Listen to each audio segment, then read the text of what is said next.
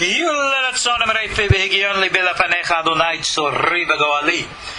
words of my mouth and thoughts of my heart be acceptable before you, O God, my rock and my redeemer.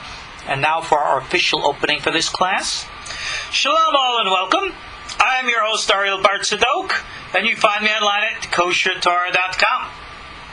I have titled this course, An Orthodox Rabbi Reads the Christian Bible. My purpose and intent in teaching this course is simple. I want to be able to explain why Torah Judaism and Torah faithful Jews do not and will not accept or embrace the teachings of the Christian religion. I have no intentions or desire in this course to attack the religion of Christianity. I am not here to challenge or critique those who embrace the Christian faith. I am not here to talk about Christianity at all. Even though due to the nature of this material, I am sure that I will not be able to avoid the topic entirely. Nevertheless, I am here to look at the Christian Bible from an entirely Torah point of view. I begin with certain premises. I do not deny the existence of an historical Yeshu, be he called Yeshua or what. For Torah faithful Jews, Yeshu was not, is not, and can never be the Messiah of Israel. For Torah faithful Jews, Yeshu was not, is not, and can never be God, or even a son of God, any more than any other human being of flesh and blood.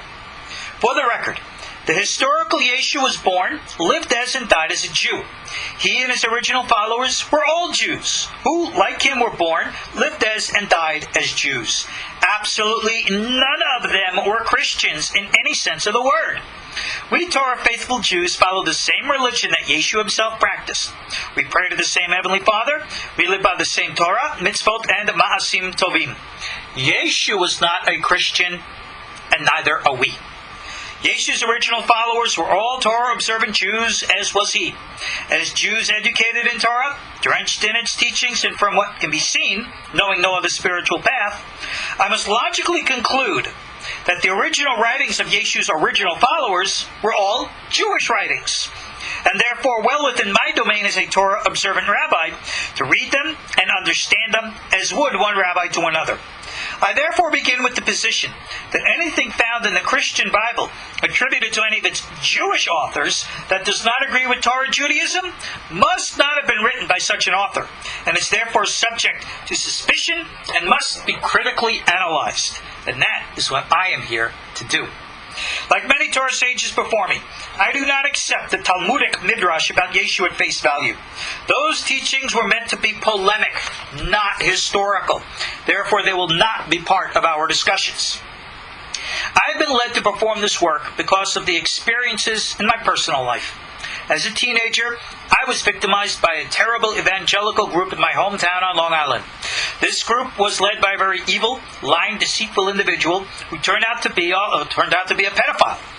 I am thankful that I was able to escape being victimized in that way. Nevertheless, this individual sought to clandestinely place his minions in Orthodox yeshivot in Israel to get them to learn about Judaism, with the attempt to make it easier for them to persuade Jews to convert and join their fold.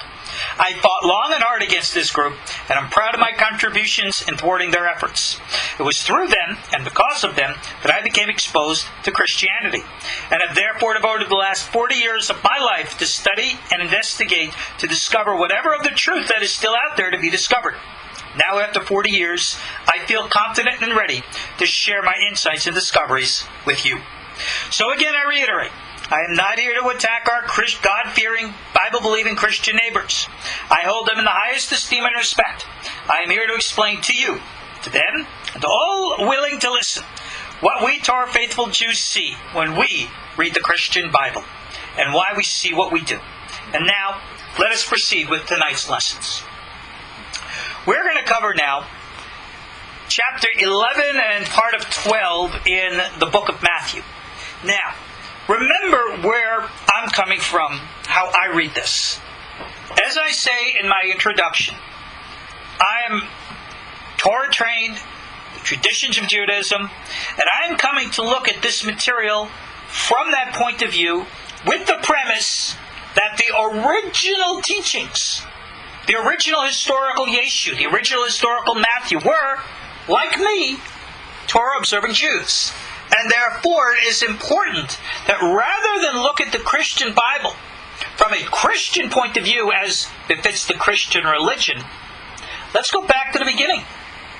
Not from the point of any later, but the original.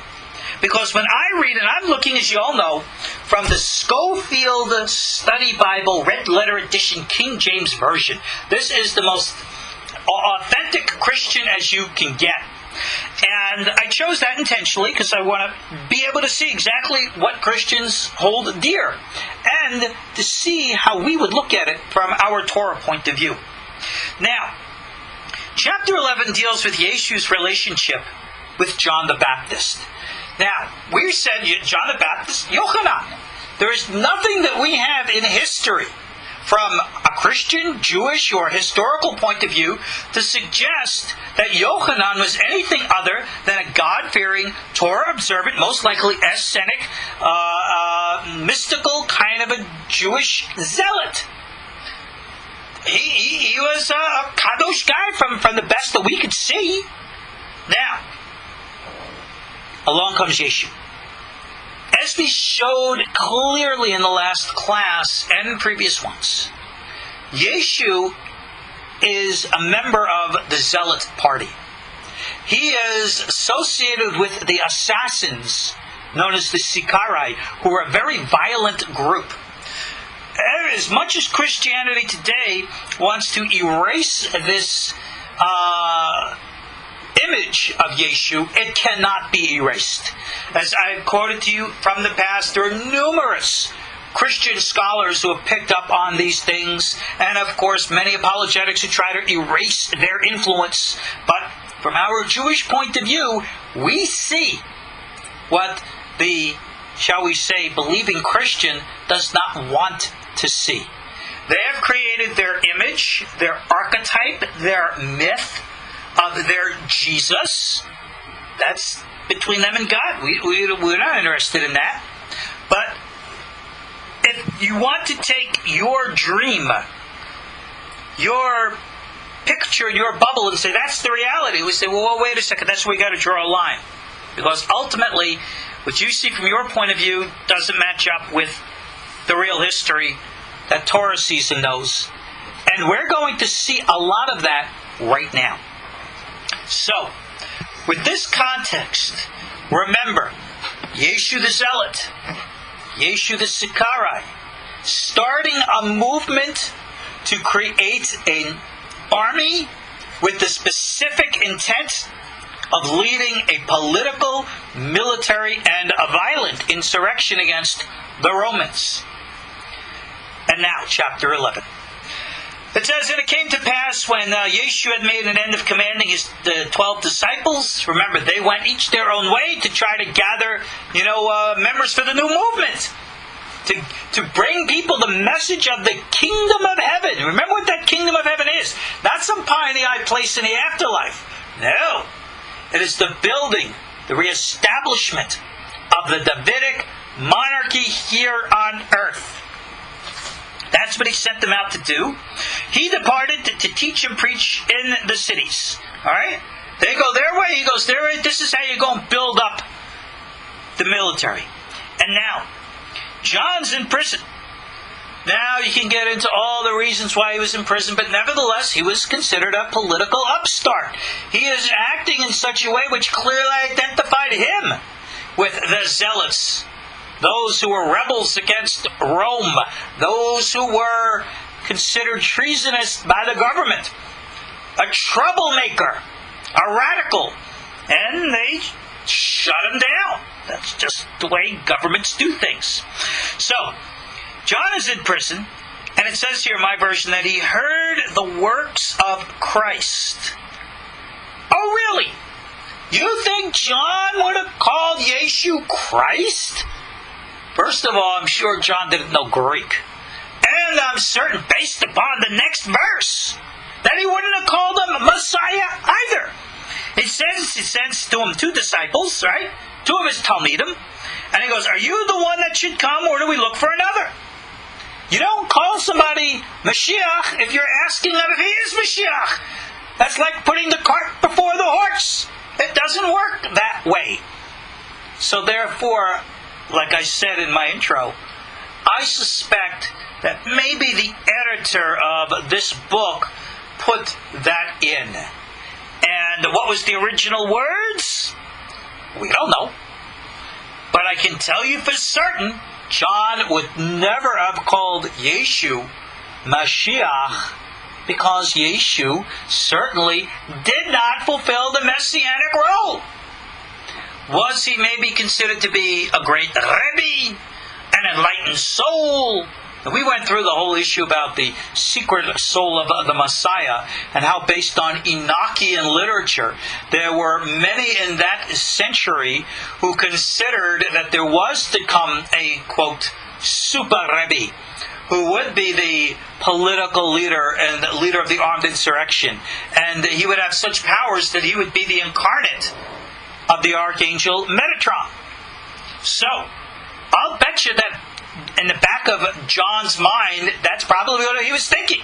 Now, from the book of Luke, it appears that Yeshu and John were first cousins. So I'm going to take a wild guess that this is the first time they met. They probably grew up together. And they probably talked and shared and held similar beliefs and everything else. And now John's approaching his cousin. And he goes, "Hey, cuz, are you the man? Are you going to lead the army? Are you going to create the insurrection? Do you have what it takes?" Now, ask this question in a modern context. Who today can be Mashiach? Think about it. The answer really pretty much is no one. You can turn to one of the largest modern-day Messianic Jewish movements. Of course, that's Lubavitch. Lubavitch always sang how their Rebbe was Mashiach. But, well, needless to say, the Rebbe died. And, of course, the diehards went a little crazy in their wild beliefs, but we're not going to get into that. But yet, during the Rebbe's lifetime, what made them think that he was, or could have been, the Messiah? Remember, they didn't say, they wanted him to become. Well, the Lubavitcher Rebbe, as an individual, was very much actively involved in social, political, and other affairs, and was very instrumental in those social, political arenas in helping a lot of people. And apparently that is one of the roles and missions of the Messiah. Did he heal the sick and raise the dead? Oh, I'm sure some of the diehard Lubavitchers might believe so, but we have no records of such things. And yet, when now it comes to Yeshu, what does Yeshu say? Alright? Yeshu responds to John's Talmidim. Alright? He says to them, "Go and show John again those things which ye do hear and see." Go and tell John what's going on.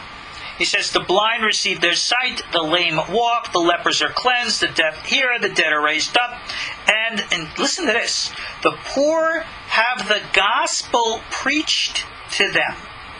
What is the gospel? Gospel, I know, means good news. What is it? Don't tell me, "Oh, Christ died for your sins." He ain't dead yet. That can't be the message. But what is then the message? Well, the message is about the kingdom of heaven. And who is he preaching to? The poor. Who are the poor? The simple. Oh, this is so important. The simple have a very different orientation towards religion than do, shall we say, the educated, the erudite. Very different. It's the difference between many of the Sephardim and Ashkenazim today in Israel. The difference between many of the Haredim and those who they look down at and call the Amma Aretz. Big, big difference. Yeshu isn't going to the erudite religions, the religionists. He's going to the rank and file who have the gut, heart-sensed faith that isn't, shall we say, tempered by intellectual rationalizations. And what is his good news? The kingdom of heaven is coming. The king is coming. Look, he has the power. He can, again, give people who are blind, they can see, make the lame walk, heal the lepers, heal the deaf, blah, blah, blah. Who can do such things? obviously an incarnation of an archangel who has the heavenly power. Now remember, we've covered in the past, there were rabbis contemporaries to Yeshu who were doing these exact same things. So you can say, well then, what's the difference between Yeshu and Rabbi Eliezer ben Horkanos or Rabbi Hanina ben Dosa? Big miracle workers. The answer was neither Rabbi Hanina or Rabbi Eliezer had illusions of grandeur to become a Messiah or had violent political tendencies that they wanted to start an armed insurrection against Rome. So therefore, while the people loved Rabbi Eliezer, Rabbi Hanina, and those like them, still, they had political aspirations, just like many Jews in Israel do today. And you have radicals in Israel today who would love to start World War III with the specific intent and full faith that by doing so, they would bring the Messiah. This was the same attitude of Yeshu's followers, and why they provoked this civil war, which eventually led to the destruction of Jerusalem in 68 or 70, and no Messiah came. So, a word to the wise for the modern day extremists. Learn from the past. So, the intent that Yeshu is trying to give to John's Talmidim here is, I got the credentials. So follow me and let's see what happens. So it says, as they departed, Yeshu began to say to the multitudes concerning John. Whoa, wait. He says, when you went out into the wilderness, what did you expect to see? It says here, a reed shaking in the wind? Meaning somebody was going to... See, this is almost like a slight against philosophical religion. Because when you discuss religion, it's always very philosophical. It can always bend back and forth. He was trying to imply that John is this big, strong, tough guy, speaking to the heart as opposed to the head. And he goes, and when you went out, did you see a man clothed in soft raiment like a city boy? No. Alright? They that wear soft clothing are in the king's houses. Alright? You saw a man in the wilderness. When you went out, you saw a prophet? Yea, I say to you, he's more than a prophet. Now, did he really call him a Navi? Well, apparently, to the best of our knowledge, John was not a prophet. And I might add, from the record in every Christian book that we have, in the Christian Bible or not, Yeshu was not a prophet either. Why? Because the job of a prophet is very simple. He's the one who comes and says, thus saith the Lord. Right? Like we read over and over again throughout the Jewish Bible. Vaydaber Amonai el Hanavi le'amor. Right? And God spoke to whatever prophet, speak to the children of Israel, etc. We never hear any of that. So, this is their own words. He's more than a prophet. What's more than a prophet? This almost sounds like it's right out of the Talmud in the book, in the Masechet Baba Batra, where our sages themselves said, Hacham adif menabi. A sage, a wise man is greater than a prophet. And that doesn't mean a philosophical academician. But no, a Hacham. The difference is this. A prophet has to sit back and wait for a message from God to come. A Hacham, which means wisdom, is one who knows how to ascend above and get the message. In other words, a prophet waits for God to knock on his door. A Hacham goes up to heaven and knocks on God's door. This is the underlying teaching, if you remember, about the four great sages who went up in the Pardes, Rabbi Akiva and the like. This was very renowned, well known to our sages. I hear the echo of this teaching in Yeshu's words when he's referencing John. Was John of this nature? I don't know. Possible. Continuing Yeshu's words. So he says, this is he of whom it's written, behold, I send my messenger before thy face, who shall prepare thy way before thee. Uh-oh. Yeshu is saying that John has been prophesied. You go back, that's a quote from the book of Malachi. What does it say in the book of Malachi? Hine anochi sholeach lechem et Eliyahu hanavi. Right? He says, behold, Malachi does. Eliyahu is coming. And Yeshu is referencing that. And he says, verily I say to you, among them that are born of women, they have not risen greater than John the Baptist. I don't know if they would have called him that, but whatever. Notwithstanding, he is the least in the kingdom of heaven is greater than he. Saying, you too can be part of the military army. But now listen to this. From the day of John the Baptist until now. Day of John the Baptist, that wasn't so long ago, was it? Okay. The kingdom of heaven suffers violence, and the violent take it by force. That is such a strange verse. A lot of Christian commentators are very uncomfortable with that verse.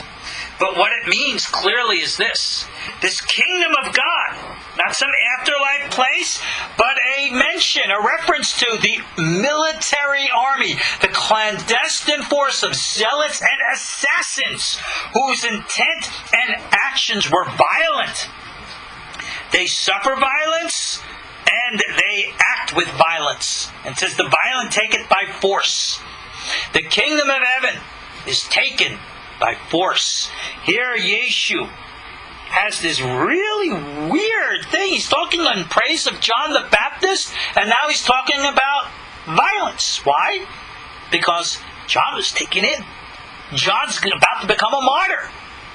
These are the original sufferers for the sake of martyrdom, for the great war.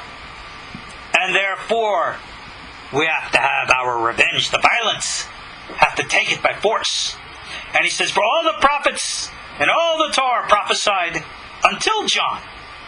And now listen to this. And if you receive it, this is Elias, which is Elias or Eliyahu Navi, which was for to come. He that have ears to hear, let him hear. You got it now, right? Yeshu just said that John the Baptist is the reincarnation of Elijah the prophet. Oh, wait, I missed that word, reincarnation. Where does it say that? Well, wait a second. How could John be Elijah? Well, Elijah never really died, did he? He went up to heaven in a fire, right? In a UFO. What else do you call fiery horses in a chariot? So, okay. Well, maybe he just came back down again. Well, if that were the case, maybe you can circumvent the reincarnation argument. But no, sir. No. Book of Luke says they were born as cousins. John was born in a human body. And if he was back here once before as Elijah, and he's back again as John, bingo, you got reincarnation. And Christians today are going to melt in their seats because they really don't like that. I remember debating this once with a Protestant Christian who stated that, well, it says in the book of Hebrews, chapter 9, verse 27, for it's given to a man to die but once, and then there's judgment. And I said, but of course, men only live once, but their souls come back again and again. Now, you might think that Christianity is a foreigner to the doctrine of reincarnation.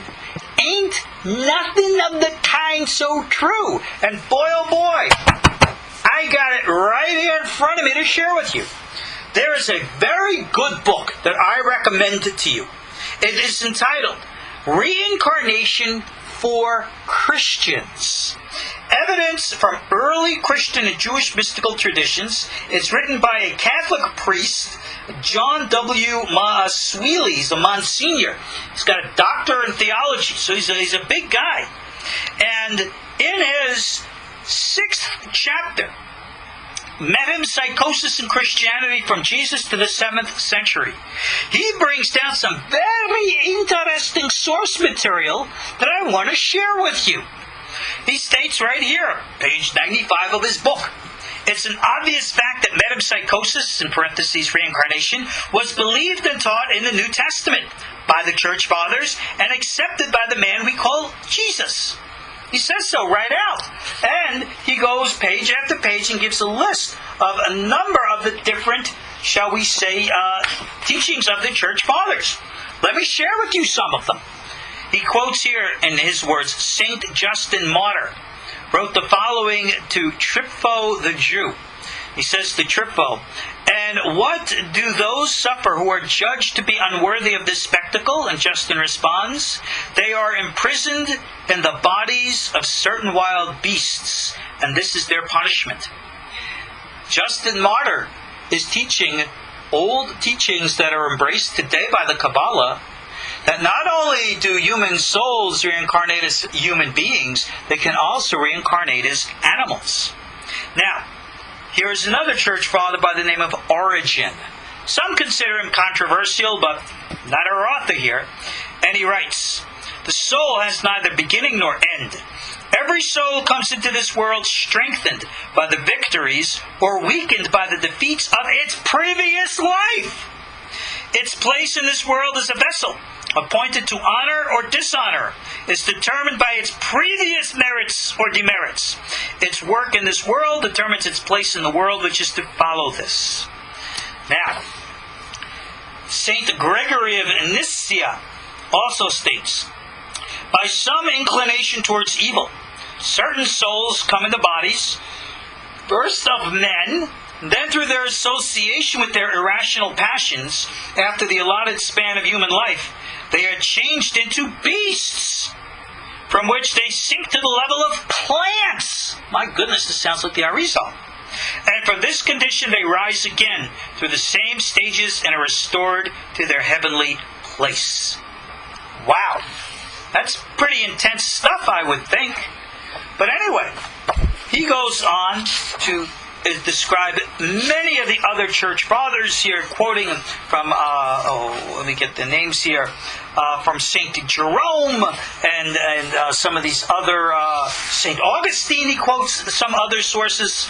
It is very, very interesting. I was impressed to see not only that this tradition is documented well. Notice that these are Catholic sources. Catholic sources have always been known and involved with, shall we say, greater learning than their Protestant counterparts. Throughout the centuries, the Catholic Church, as we know, has always pursued Jewish knowledge, especially Kabbalistic knowledge. I would think I can say with authority that the Vatican Library probably has the largest collection of Kabbalistic literature in the world. Most likely single original manuscripts and the like. And again, Monsignor Sweeney here references how, for example, how Origen was not considered authentic, and then he quotes other people who authenticated him, and on and on.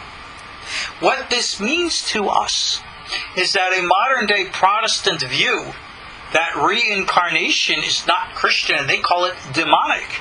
Not only is it not Jewish, historically that's not even Christian. This idea and belief of reincarnation is still, shall we say, poo-pahd by many today of the rationalist school in Orthodox Judaism, following the likes of Maimonides. But we don't hold by Maimonides, not in Jewish law, and certainly not in Jewish philosophy. But that's another point. Remember, we have opinions today, so we're open to that. That is, it echoes to me why Yeshu would have said, "He that hath ears, let him hear." Because today, I'll give an example. A number of years ago, I was on a radio program on the Arutz Sheva, that's Israel National News Service. And we were talking about reincarnation. And some lunatic who calls himself an Orthodox rabbi, but refuses to identify himself, came on and said, "Reincarnation is not a Jewish belief, it's heresy." And I said, "You're calling the author of the Code of Jewish Law a heretic because he wrote all about reincarnation? You're calling all the great and holy sages of the last 800 years heretics because they don't believe like you, but that is the foundation of normative modern Judaism."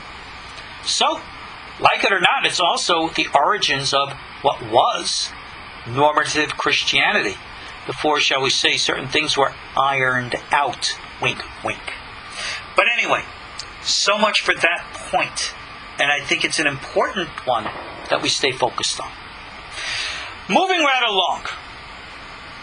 Yeshu has now pretty much told people, yep, John was the Gilgul, the reincarnation of Eliyahu HaNavi.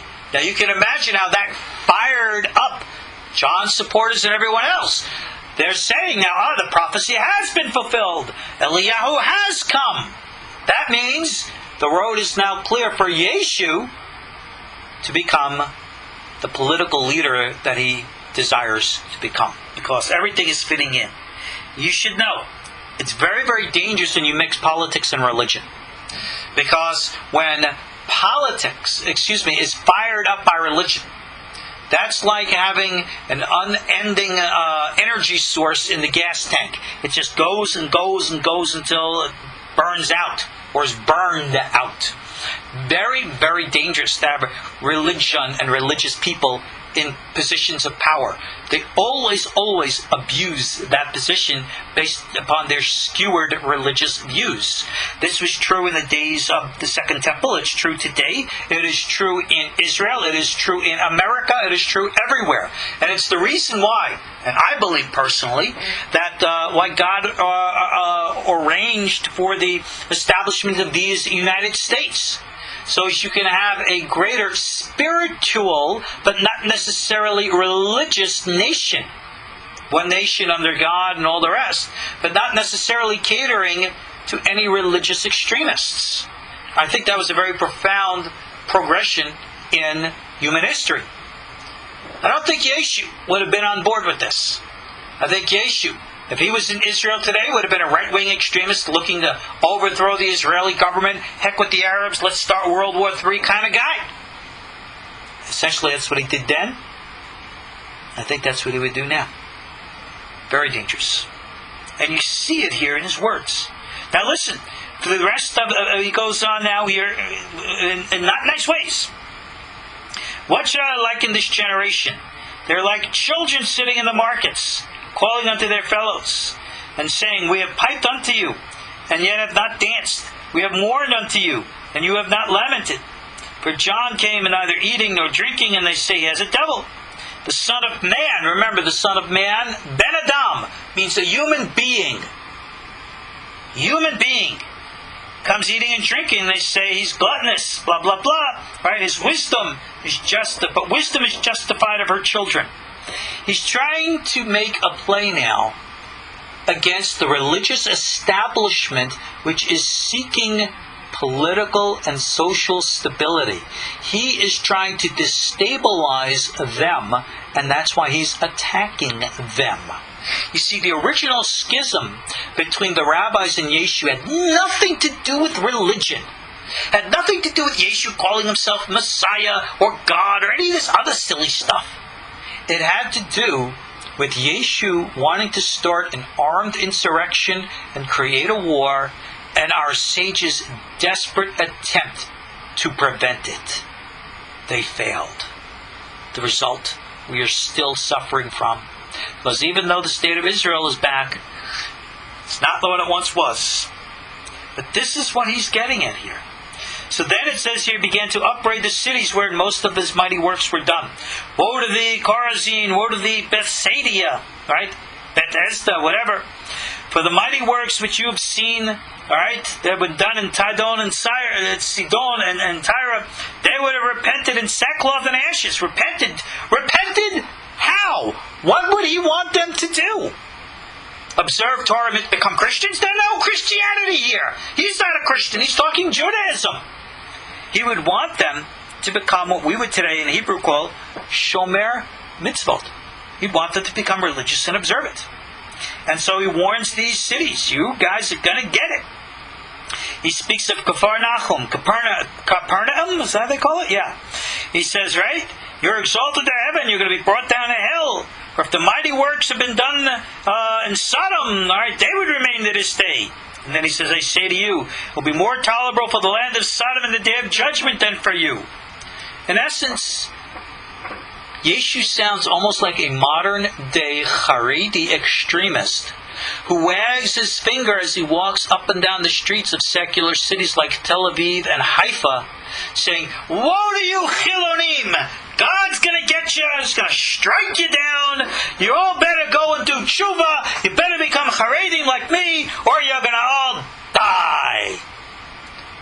In Israel today, you don't think there's a lack of, shall we say, individuals like that, walking up and down the streets of all of the secular cities?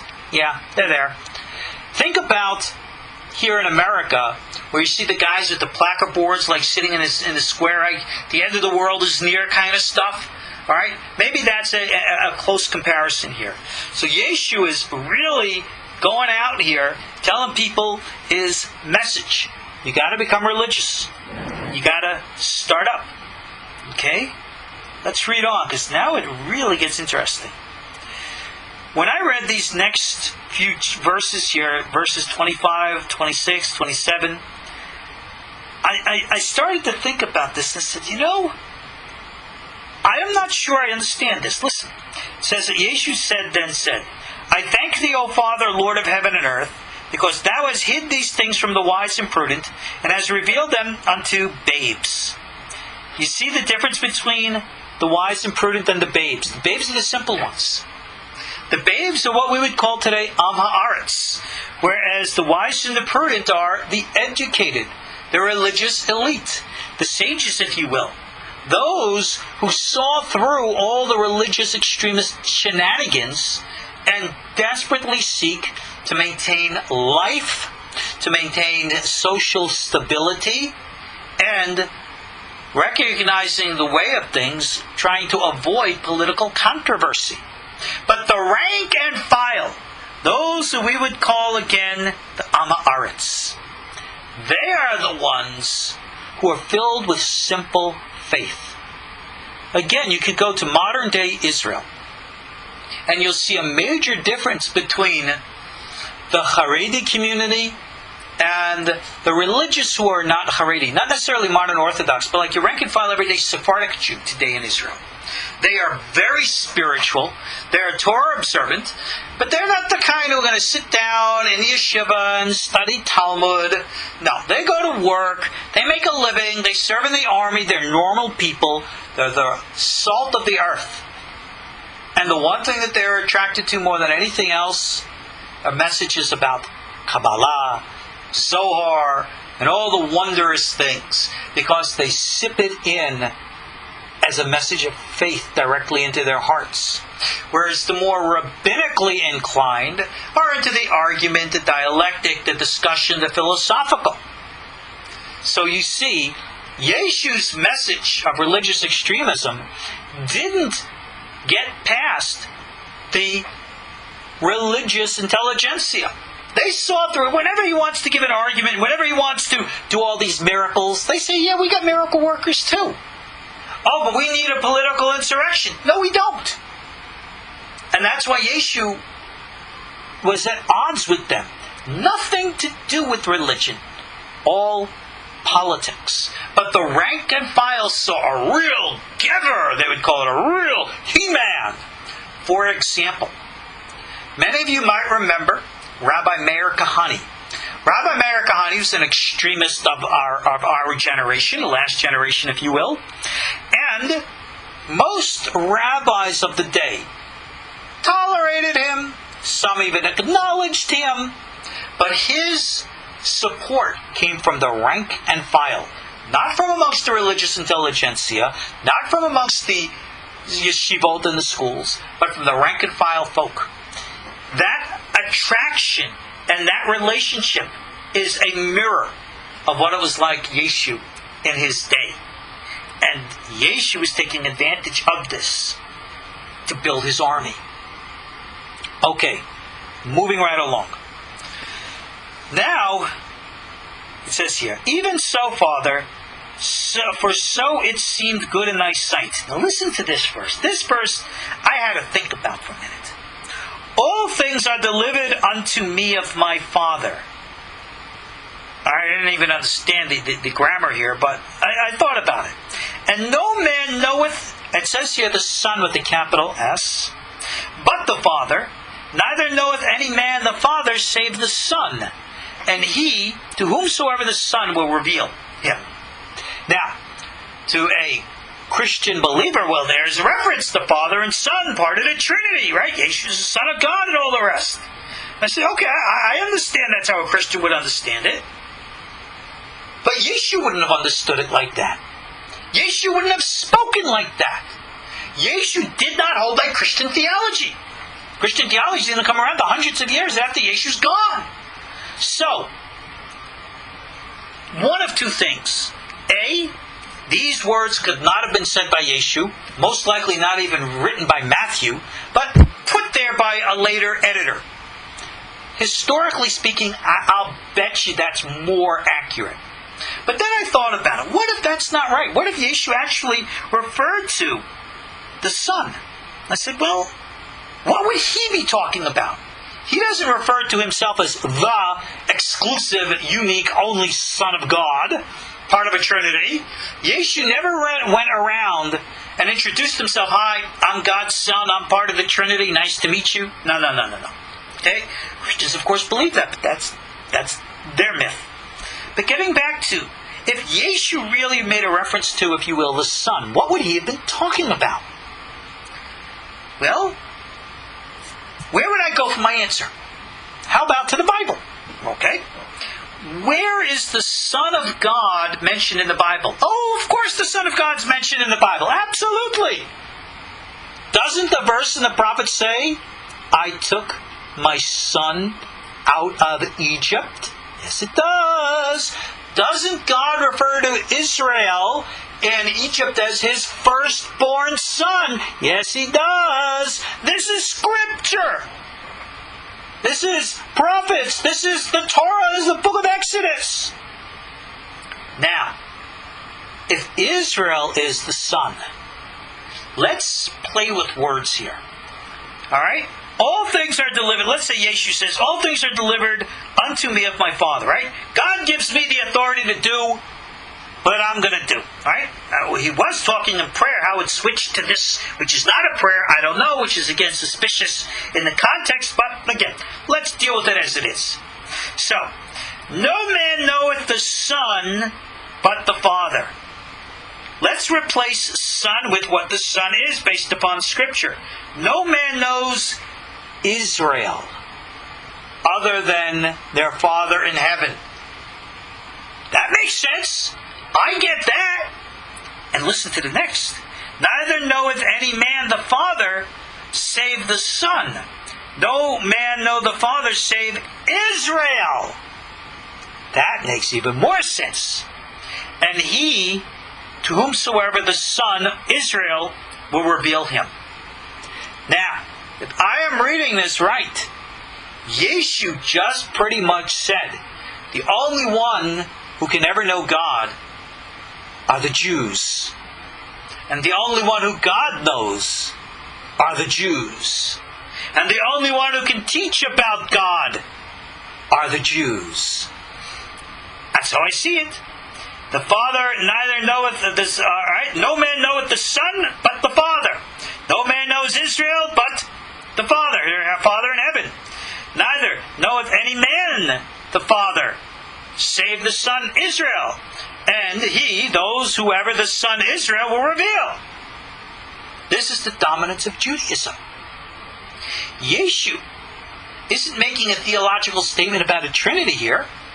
Apparently he's talking about the dominance of Torah, the dominance of Judaism, which is a message we see clear throughout Yeshu's entire life. Yeshu has always spoken about Jews and Judaism.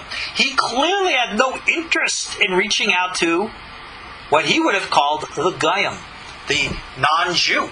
Yeshu is clearly racist in this, and it's clear throughout the Christian Bible here. I see this as an echo of that. Is this the words of a later editor completely made up? Maybe.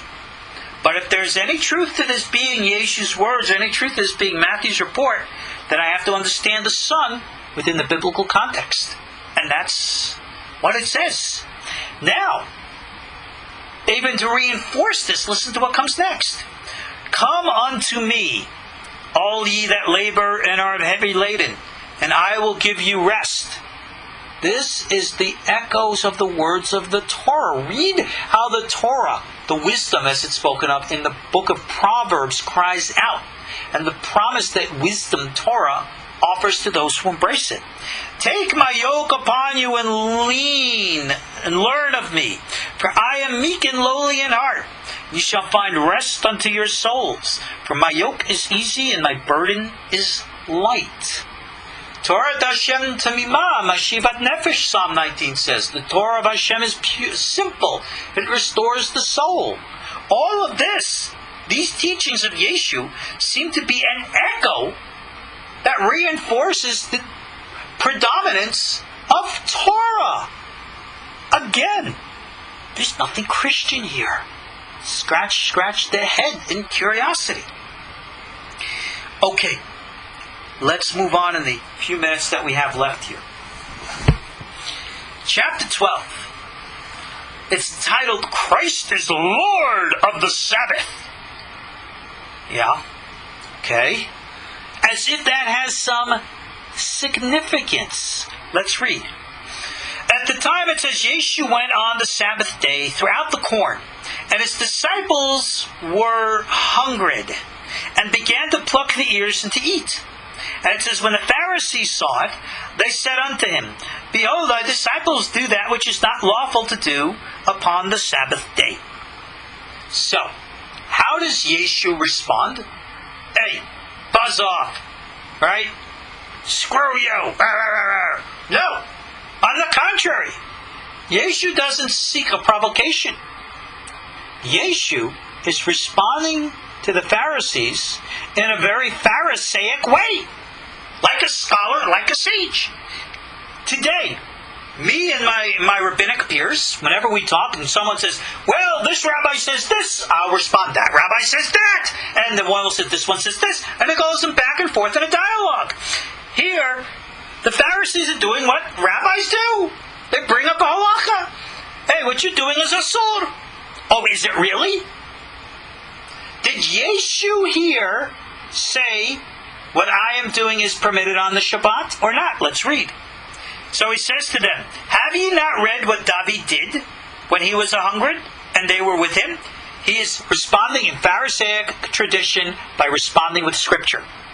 How he entered into the house of God and ate the showbread, which was not lawful for him to eat, neither for them or with them, but only for the priests. Right? Or have you not read the law, that on the Sabbath day the priests of the temple profane the Sabbath and are blameless, meaning they offer korbanot, they do all this stuff. Remember, there are 39 categories of prohibited work based upon things that were done in the building of the tabernacle. However, priests offered sacrifice every day, every Shabbat. Yes, they did. But it's forbidden to kill and to do all those things other than in the temple. This is what he's referring to. He is offering here a traditional argument. But you think about it. They're out in the field and they're eating corn. And he responds to them, hey, David's guys did this. Why can't we? Well, are you making a reference saying that you're King David? Like you're on the run from Saul's army, that you're the secret king of Israel? You see the hint, hint, hint? Yes. Very clever, subtle reference. But the halachic argument of Jewish law is a very clear one. He is stating that maybe the reasons why they're out in the field in the first place, number one, maybe they're hiding out because they're already known to be rebels. And number two, if you're hiding out, you might not have food. And if you don't have food, what do? You take advantage of what you got, just like David's guys did.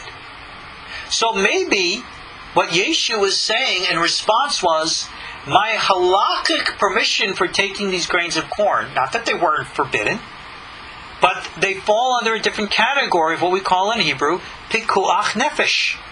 Pikuach nefesh means for the sake of saving a life. Does life overtake Shabbat? All the time. Okay? Yeshu says here, but I say to you that in this place one is greater than the temple. I don't know if that's legitimately his words, but if you've known what this means, I will have mercy and not sacrifice. You would not condemn the guiltless. For it says here, the Son of Man, notice he didn't say the Son of God, but Son of Man, human beings, are Lord even over the Sabbath day. Now many people might say, blasphemy! Yeshu is saying he has the authority over the laws of the Sabbath. Well, that's not exactly what he said. Not at all. Yeshu is apparently taking advantage of a traditional halachic argument and traditional halachic form, and he's saying, We're eating this because it's pikuach nefesh, just like David's guys. And again, making a subtle reference to him and his Talmidim being, the pursued king. Hint, hint, wink, wink, military uprising and all the rest. But there's an interesting take on this. I'm going to read to you here from Jesus of Nazareth, Klausner's book, on page 278, with regards to this issue about the Sabbath. He says here, the Pharisees reproved Yeshu for his disciples, but like a true Pharisee, he resorts with a defense based on Scripture and the account of David and his men, who at Nob ate of the altar bread. Okay? So, it says here, continuing, it was on this occasion that Yeshu made use of a striking utterance. The Sabbath was made for man and not man for the Sabbath. Okay, that's the version that's found in Mark, actually. But it says here, this is quite in accordance with the Pharisaic point of view. Listen to this. One of the Tanaim, Rabbi Yonatan ben Yosef, a disciple of Rabbi Akiva, says, the Sabbath was given into your hand. You were not given into its hand. That's a quote right out of the Gemara. Tractate Yuma, page Pei Amud Bet 85a. And again, it quotes Rabbi Shimon ben Manasseh, a disciple of Rabbi Akiva's Talmid Rabbi Meir. The Sabbath is delivered to you. You are not delivered to the Sabbath. Yet, see, this is what it's saying here. Okay? This is the issue. He also brings down something here about a man may profane one Sabbath in order to observe many Sabbaths. So you see the whole concept of Shabbat. This is very important. Now, let's go do a wee bit of history here. Many of you are familiar with the book of Maccabees, when the original Zealot movement rose in insurrection against the Seleucid Greek government. The Maccabees and their people headed to the hills after committing an act of political assassination. The Book of Maccabees records that a group of them were out hiding in a cave. And the Greek army discovered them, surrounded the cave, and said, come out and fight. At which time they said, no, it is prohibited by law, halacha, to fight on the Sabbath. We would rather die than violate the Shabbat. So what did the Greeks do? They went in and killed everybody. And everybody just surrendered to the law. It was after that that our sages made the rabbinic ordinance, Pikuach Nefesh Doche Shabbat. A threat to life is therefore, good enough reason to nullify Shabbat.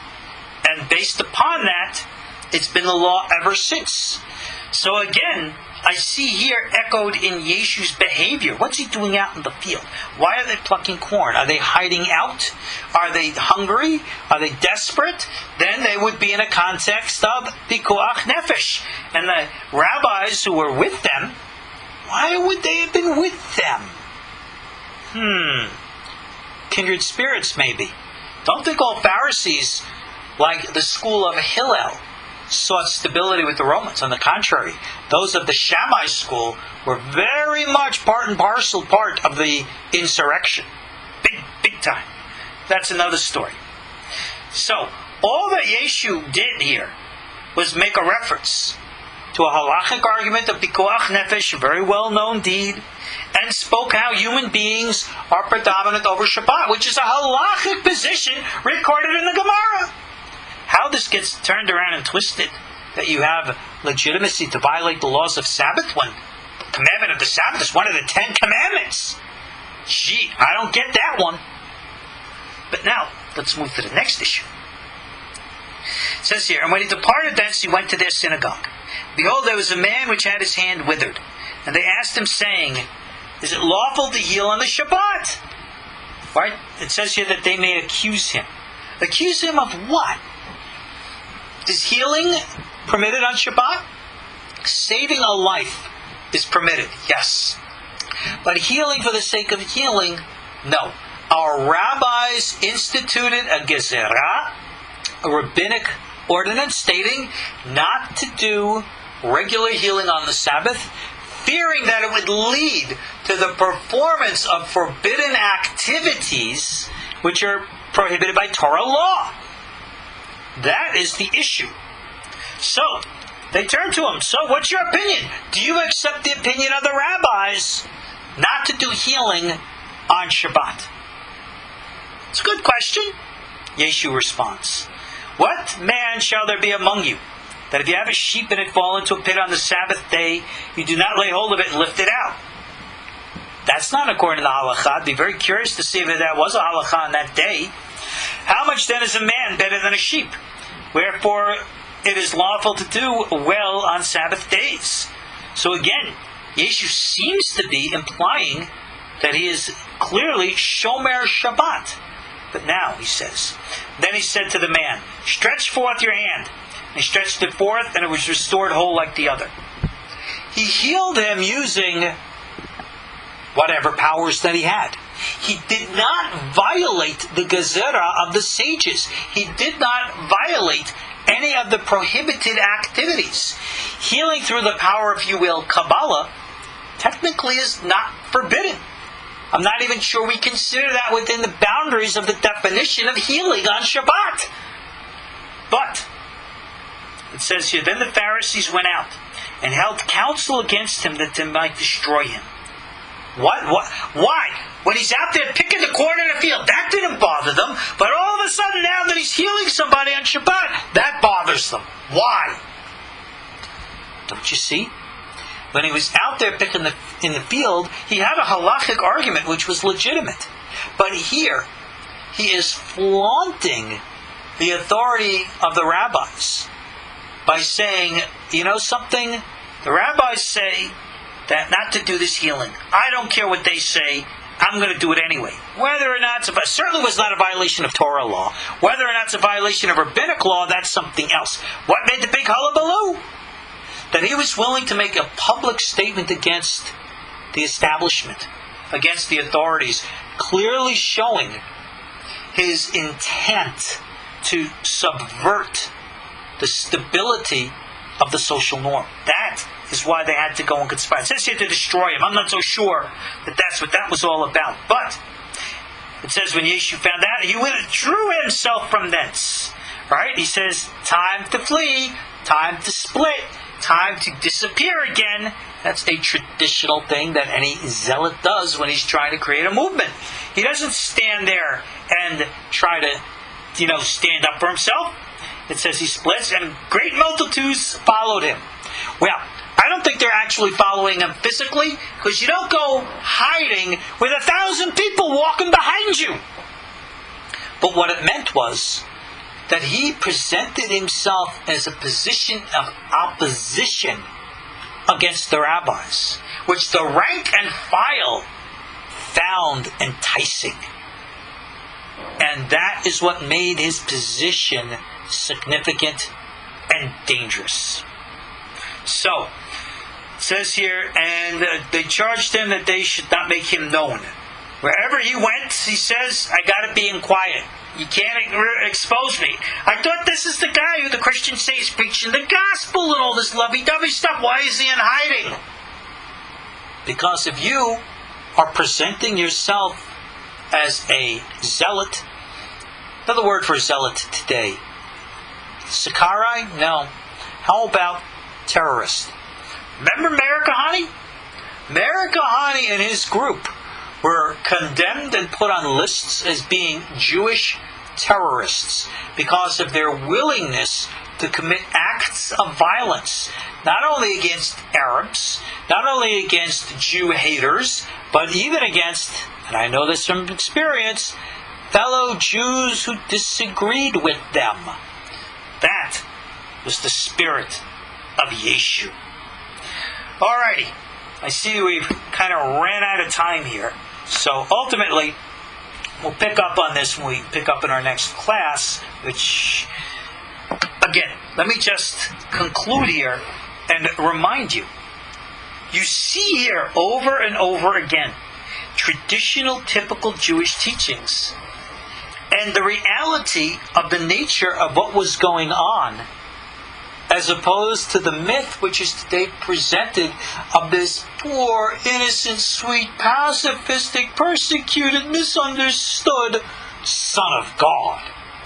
On the contrary, We have a very calculating, smart, crafty, clever leader of an insurrection who is manipulating every mythos, every legend, every heartstring to create a movement. That's the way I see it. That's the way Torah makes it look when you read the Christian Bible. All right. The grace of God will continue in our next class. Thank you again all for joining me. I'm your host, Ariel Bar Tzadok. Come see me online at koshertorah.com. God bless. Good night. Shalom.